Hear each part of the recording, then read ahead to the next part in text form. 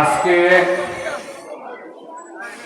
দেশনেত্রী বেগম খালেদা জিয়ার ৮০তম জন্মবার্ষিকী উপলক্ষে খাদ্যদ্রব্য বিতরণ কর্মসূচিতে উপস্থিত শাহলী থানা বিএনপির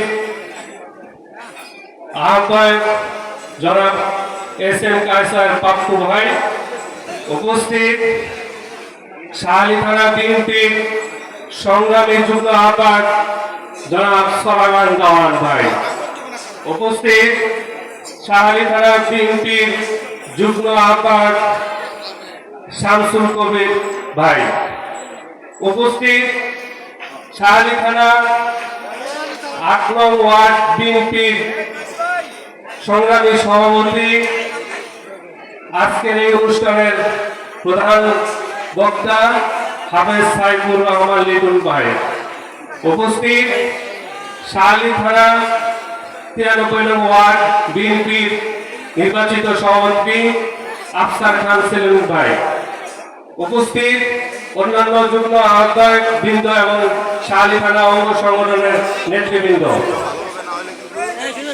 সংক্ষিপ্ত বক্তব্যে এখন যতটুকু বলা যায়, আসলে এই বাংলাদেশে যদি সবচাইতে নির্যাতিত নেতা থাকে এবং নেত্রী থাকে, সেটা আমার দেশনেত্রী বেগম খালেদা জিয়া।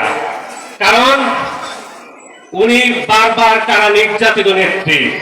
স্বৈরাচারের সাথে আমলো সে নির্যাতিত এবং কারাবরণ করেন, এবং স্বৈরাচার হাসিনার আমলো সে নির্যাতিত এবং কারাবরণ করেন।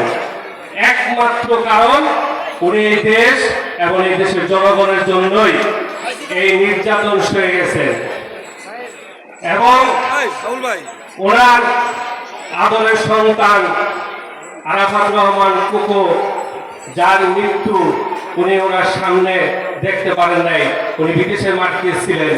এর মতো বেদনাদায়ক কষ্ট একজন মাই বলতে পারেন এটা কত বড় কষ্টের বিষয় যে সন্তানের মৃত্যু তার কাছে দেখতে পারেন নাই।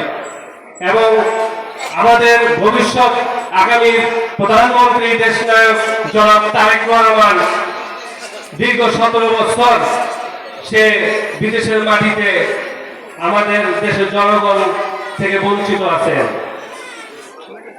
যাই হোক, আজকের যে আলোচনাটা আমাদের দেশনেত্রী বেগম খালেদা জিয়া যে ৮০তম জন্মদিন, আমি একটাই কথা আলোচনা আপনাদের মাঝে বলতে চাই যে শ্রমের মাধ্যমে